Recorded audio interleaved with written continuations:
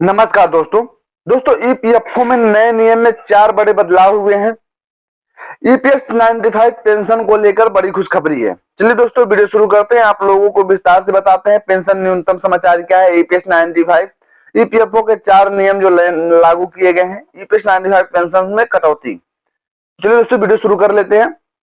Star future of organisation EPFO ने हाल ही में कई महत्वपूर्ण बदलाव किए हैं जो कि पेंशन धारकों और ईपीएफओ सदस्यों को प्रभावित करेंगे।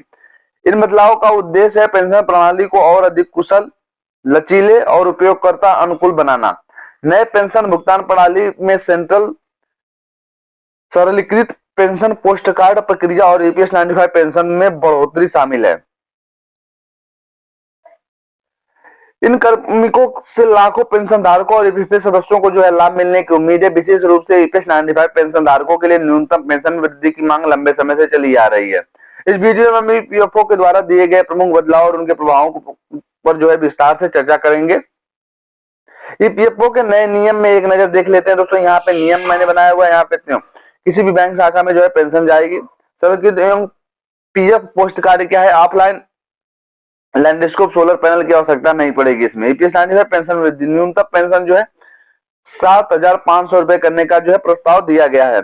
सदस्य प्रोफाइल अध्ययन, आधार सत्यापित यूएन के लिए सीधे अपडेट। संयुक्त ने प्रक्रिया की घोषणा की, सरलीकृत प्रक्रिया, नए वेल जैसे सदस्य।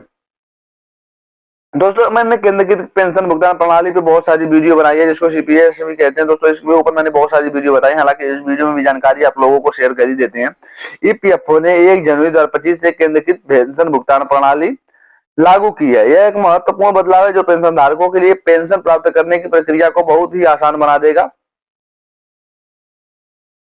सीपीपीएस की मुख्य विशेषताएं, पेंशन धारक अब भारत में किसी भी बैंक शाखा से अपनी पेंशन निकाल सकते हैं।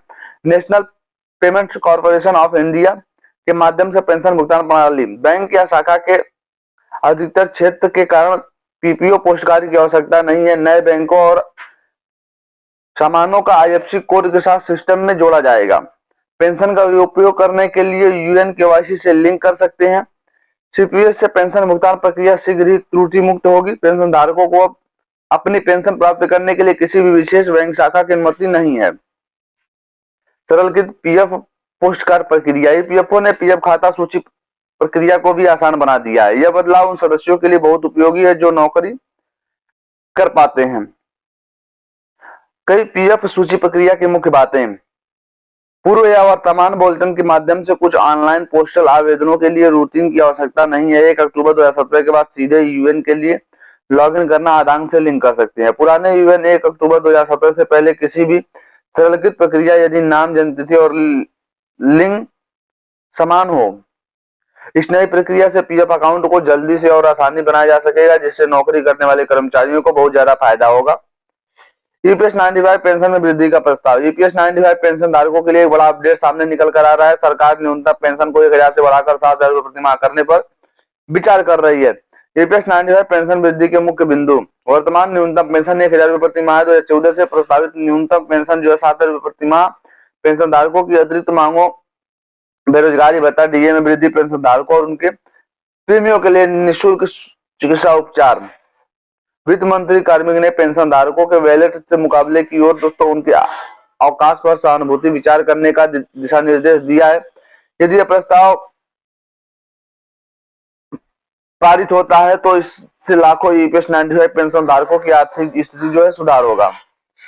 सदस्य प्रोफाइल अध्ययन प्रक्रिया में सुधार, ईपीएफओ सदस्य ने प्रोफाइल अपडेट करने की प्रक्रिया को बहुत ही आसान बना दिया है। यह बदलाव ईपीएफओ सदस्यों द्वारा अपने व्यक्तिगत विवरण को आसानी से अपडेट करने में मदद करेगा। नई अध्ययन प्रक्रिया की विशेषताएं, आधार सत्यापित यूएन वाले सदस्य सीधे व्यक्तिगत विवरण में बदलाव कर सकते हैं। दस्तावेजी प्रमाण की आवश्यकता नहीं है। अपडेट किए गए जा सकते वाले सारे विवरण, नाम, जन्मतिथि, लिंग, राष्ट्रीयता, माता पिता का विवरण, दृष्टि, गुर्जा का विवरण, रोजगार की तारीखें। संयुक्त प्रक्रिया में सरलीकरण की घोषणा की है। ईपीएफओ ने संयुक्त रूप से घोषित प्रक्रिया को भी आसान बना दिया है। यह नई प्रक्रिया पुराने एसओपी संस्करण 3.0 का स्थान है।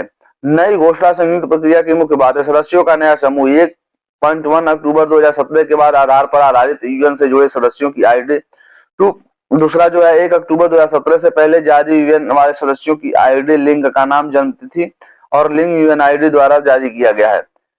यूएन वाले सदस्य आईडी का आधार यूआईडी द्वारा प्रमाणित नहीं है या यूएन अनुपयोगी मृत सदस्यों की आईडी। न्यूनतम सदस्य दस्तावेज जमा करने की तारीख। तानाशाहों और प्रदर्शनकारियों के लिए दोस्तों विपक्षी अधिकार। यह सरल रूप से दिया गया प्रक्रियात्मक चमत्कार को तेजी और आसानी से बनाया गया है।